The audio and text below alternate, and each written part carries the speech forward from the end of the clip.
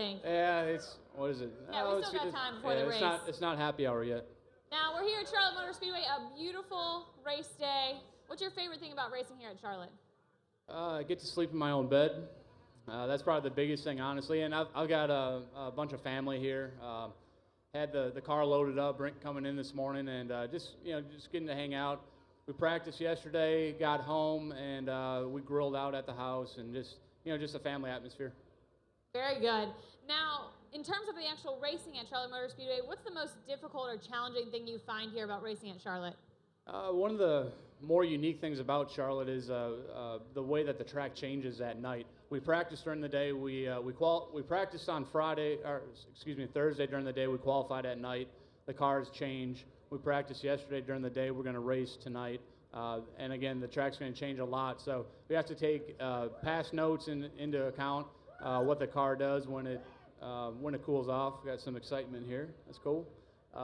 We just got to there you go. We just look at past notes in history and try to make the right adjustments for nighttime. Now, when we go to certain tracks, there's always something that helps win at certain tracks. At Talladega, sometimes it's luck. At Bristol, it's speed and it's pit stops. What does it take to win here at Charlotte? Well, I mean, you take Daytona and Talladega and just kind of put them to the side because they're very unique, obviously. Every place else, horsepower handling, what you do with the car, driver making the right adjustments, calling in the right adjustments to the crew chief. Again, this is one of the more difficult tracks to adjust on because the track changes so much from the beginning of the race to the end of the race. So just a lot of variables and everything's got to come together to win. Now, I do want to throw it back to last weekend. We have to talk about Talladega, that massive wreck. You were in the midst of it. I think Tony actually, when he was rolled over onto you, as well as some other drivers. What's that like, being in a massive wreck, and what is the driver actually thinking, whether it's a wreck at Talladega or at Charlotte, any track? Well, I mean, you go into Talladega expecting to wreck and hoping that you don't. That's the honest truth about it. We were four wide on that green-white checker. We were four wide for 2 laps, so you knew something was going to happen. The good thing about Talladega is you usually don't hit that hard, because if you do hit something, it's usually another car and you're both moving. The ones that hurt are, cutting down tires at places like Charlotte. Probably the hardest hit I ever had was earlier this summer in Pocono. We lost a motor going into turn 2 at Pocono. So when you hit the wall, it hurts a hell of a lot more than when you hit another car. But with that said, a crash like last week, and there's 30 cars involved, Stewart got up on my hood, and his deck lid came off, and his spoiler actually hit my windshield and busted out my windshield. So I was covered in Lexan plastic, like a hard plastic, which is what the windshields are made out of. And just lucky that stuff didn't come inside the car, basically. That's all you're worried about is things coming inside the car. Luckily, we don't see bad crashes like that often, and a lot of times we see success. Last year, you taking home the checkered flag at the Brickyard 400. Take us back to that moment, your first Sprint Cup Series win. Not only to have it be your first one, but have it at such a historic track and it's such a historic race. Yeah, I mean, it's one of the oldest tracks in the world, Indianapolis Motor Speedways, and it's a track that I've been going to since I was a little kid. My dad, big into IndyCar racing. He started going in the late 70s. I was born in 1980, so I basically grew up at the Speedway during the month of May. So he tried so hard for so many years, came close to getting victories and never did. So for me to get that for him was just made it all the more special. But winning a race in Sprint Cups, a big deal, and then winning at Indianapolis Motor Speedway to go along with it is even bigger. Very cool. Yeah, you can cheer for that. Thank you. Now, going into the season, we know all the race teams set goals. What was your goal going into this season? And then talk about how it changes, and does it change week to week? Does it change once we, enter a certain point in the season, or is it performance-based, really? Yeah, I mean, as the year goes on, you don't really change your goals, but, things become more realistic. Right now, as the season winds down, we didn't make a chase, which was our goal coming in.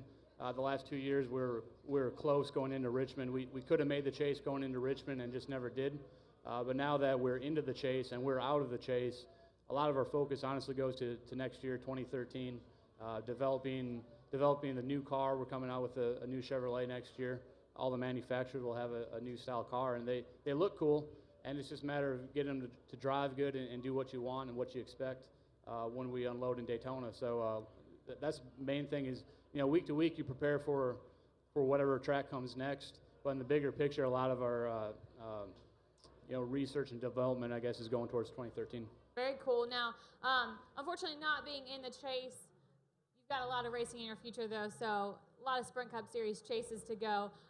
But when you're out on the track and you're outside of the chase, racing guys that are going up for that championship, especially as we move closer and closer to Homestead Miami Speedway, how's kind of the feeling for the drivers when you're sitting kind of outside the chase? Do you change your strategy? Do you race even harder to win? Do you kind of let up on those guys a little bit, the ones that are actually up there, spot 1 and 2 going after that championship? Honestly, nothing really changes. You race others how they race you. So if those guys, do you wrong, you remember that, and you'll take that into account the next time you're around the guy. We race each other so much. Everybody, all 43 guys, every week we're around each other. We know each other well. We race against each other, so we kind of know how people race, and it's really no different that they're in the chase. The biggest thing is if 2 chase guys are racing hard, for the win or something like that, you might try to cut them a little break. But outside of that, it's business as usual on a weekly basis. Now, you said keeping in mind how other drivers have treated you before in terms of the racing. In your opinion, what kind of driver are you? We see drivers who, another driver wrecks them, they hold that grudge the entire season. We see some drivers, they brush it off and don't think about it a second time. In your opinion, how do you kind of react? If there's a guy racing you hard for no reason, or maybe bumps you to get the win, how do you kind of move on from that? Well, you make a note of it, and you remember that for the next time that you're around the guy. But I'm not a believer in wrecking other people, because it's not, if I'm mad at driver so-and-so, I'm not going to wreck his car because it's the guys at the shop that have to fix his car. It's the team owners that have to pay for the car. So that's not fair. So I'll go talk to him, after the race, or a phone call or whatever. Next time I see him, I'll talk to him. Fortunately, I haven't had much problem with that. So I try to race people clean. They race me clean. And there's a couple guys where you might race just a little bit harder, but for the most part, we're one big family that's just trying to win a race, but trying to do it in a fair fashion, I guess. Very good. Our one big family. Speaking of family, given your family's history in racing, the fact that your family's company is actually on the car, does that actually add more pressure to each race weekend, or does it take a little bit off? It's just a different dynamic, on the board of directors, I've got the phone calls or the phone numbers for every one of them, and they have mine too. So I get a lot of phone calls, and it's just a different dynamic. We're a racing family. My brothers, cousins, uncle, my dad, and everybody's raced at some point. They love racing, and a lot of them still do, run go-karts or ice race during the wintertime, just do different things. So if I wasn't driving the car, we'd have somebody else in the car driving a Menard-sponsored car, but I just happen to share the same passion as my family. Very good. You mentioned being on the board of directors, but would you ever consider owning your own race team and being at the head of it? It's crossed my mind, for sure. That's probably something later down the road. Right now, being a driver in the Sprint Cup Series, it's a pretty full-time deal. There's not a whole lot of time to get outside of just concentrating on what you need in your race car for the upcoming week. You see guys in the past that have really struggled at being an owner-driver. Tony Stewart's, I think, the only current owner-driver, and he's been successful. He's got a very strong supporting cast, and he's got a co-owner with him, and Gene Haas that, lets him kind of do his thing. So you have to have the right structure to make that happen. Now, you mentioned ice racing a few moments ago. I know we talked about it before backstage, but do you still ice race for the fans out here, and is it fun?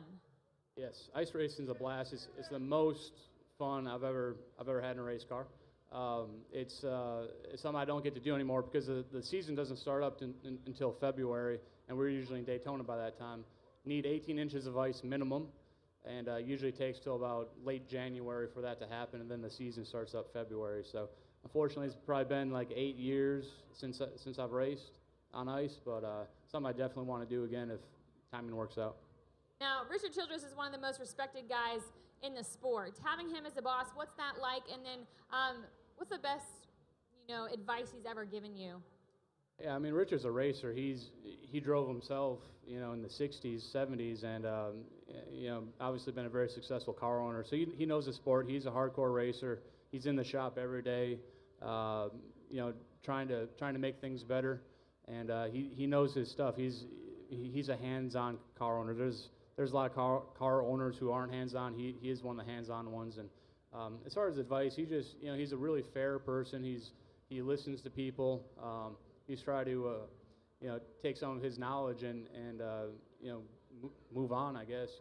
He's always at the car giving you pointers and just things observations that he sees, and just a bunch of little things add up to something big. Very good. Now, you've been racing for a long time. Who were your racing heroes or guys you maybe looked up to as you were coming up through the ranks? Again, I kind of grew up in the IndyCar scene with my dad's involvement in the IndyCar series, so got to know guys like Al Unser Sr. and Scotty Brayton.